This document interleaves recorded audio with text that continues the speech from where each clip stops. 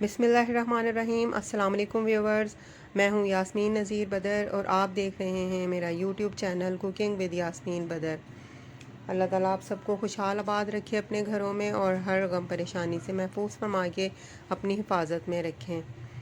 Viewers, आज मैं आपके साथ शेयर करने लगी हूं बहुत मज़ेदार सी खीर की रेसिपी। खीर की रेसिपी तो तकरीबन सबकी ही फेवरेट स्वीट डिश होती है और तकरीबन सभी लोग इसको बहुत शौक़ से खाते हैं और पसंद करते हैं। लेकिन खीर अच्छी सी बनाने के लिए ज़्यादा सा दूध और खोया वगैरह दरकार होता है। लेकिन मैं आपके साथ जो रेसिपी शेयर करने लगी हूँ खीर की, उसमें आपको बस 1.5 से 2 लीटर दूध चाहिए होगा और बहुत मज़ेदार सी खीर हम तैयार कर लेंगे। तो चलें स्टार्ट करते हैं अपनी रेसिपी को। व्यूवर्स, यहाँ पर हमने 1.5 लीटर दूध बर्तन में डालकर चूल्हे पर रख दिया है।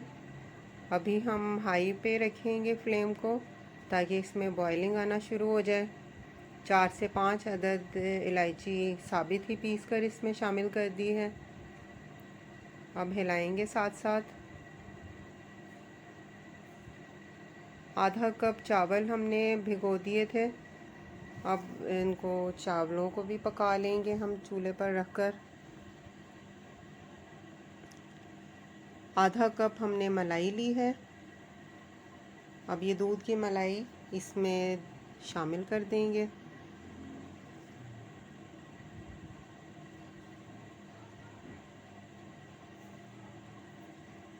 साथ साथ हमने हिलाते रहना है ताकि ये लगे ना नीचे।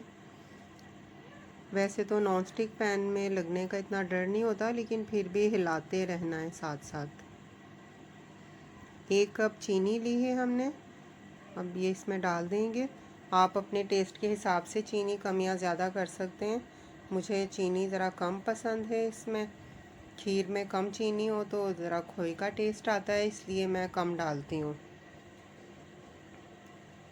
ड्राई फ्रूट्स में जो आप चाहें डाल सकते हैं। मैंने यहाँ पर बादाम और पिस्ता क्रश करके रख लिया है।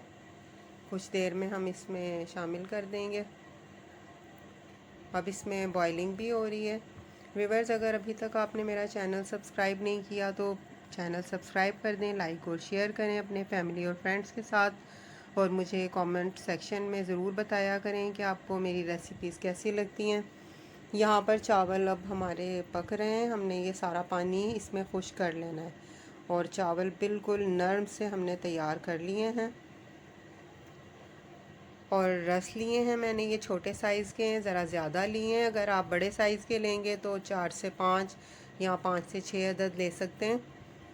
अब जूसर के जग में ये चावल डाल देंगे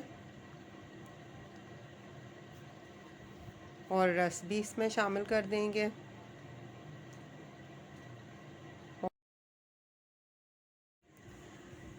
और दूध हमने 2 कप लेना है, यानी आधा लीटर, वो भी इसमें शामिल कर देंगे और फिर ब्लेंड कर लेंगे। अच्छी तरह से ब्लेंड करके हमने थिक सा बैटर तैयार कर लेना है।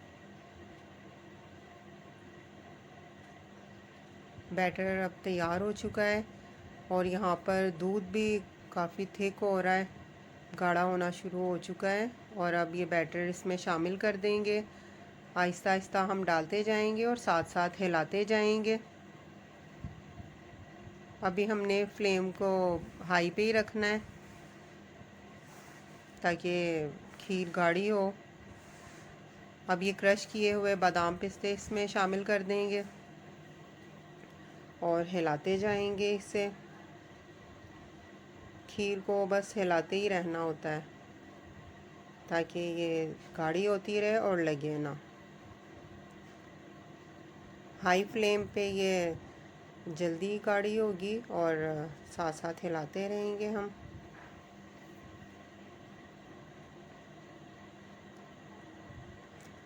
अब इसमें बबलिंग होना शुरू हो गई है, यानी कि इसमें थिकनेस आ रही है। अब जितनी कंसिस्टेंसी हमें चाहिए होगी हम उतने पे फ्लेम को ऑफ़ कर देंगे। जब चूल्हे से उतरती है खीर तो फिर और ज़्यादा थिक हो जाती है। बस हमने कुछ देर में फ्लेम ऑफ कर देना है। बस अब तकरीबन तैयार होने लगी है खीर।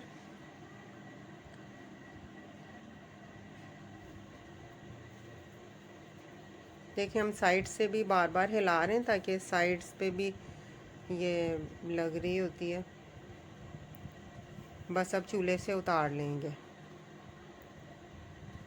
अब ये देखें व्यूअर्स, थोड़ी देर में भी ये इतनी ज़्यादा ठंडी नहीं हुई तो लेकिन फिर भी थिक हो चुकी है और कितनी मज़े की खीर हमारी रेडी हुई है। इसके ऊपर देखें लेयर कितनी थिक सी आई है। अब इसको बर्तन में निकाल लेंगे, बाउल में। आप इसको ट्राई करेंगे, मेरी रेसिपी को फॉलो करेंगे ना, तो आपको ख़ुद पता चलेगा कि कितनी मज़े की खीर ये रेडी हुई है। और जब ये फ्रिज में रख देंगे तो फ्रिज से निकालेंगे फिर ये ज़्यादा थिक हो चुकी होगी।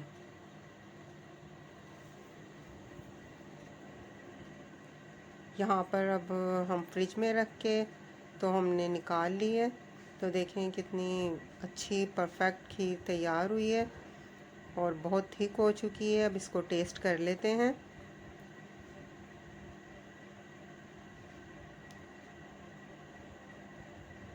व्यूअर्स, बहुत ही मज़ेदार सी खीर तैयार हुई है, डिलीशियस। बहुत मज़े की ये रेसिपी तैयार होगी अगर आप इसी को फॉलो करेंगे।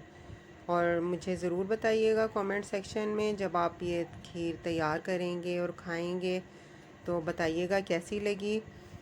अब मैं आपसे इजाज़त चाहूँगी इस दुआ के साथ कि अल्लाह ताला मेरा और आपका हामी और नासिर हो। अल्लाह ताला हम पर अपनी ख़ास रहमतें और बरकतें नाजिल फरमाएँ। मुझे भी दुआओं में याद रखिएगा। अब एक और नई रेसिपी के आने तक मैं आपसे इजाज़त चाहूँगी। अपने इर्द गिर्द रहने वालों का ख्याल रखिएगा। ओके, अल्लाह हाफिज़।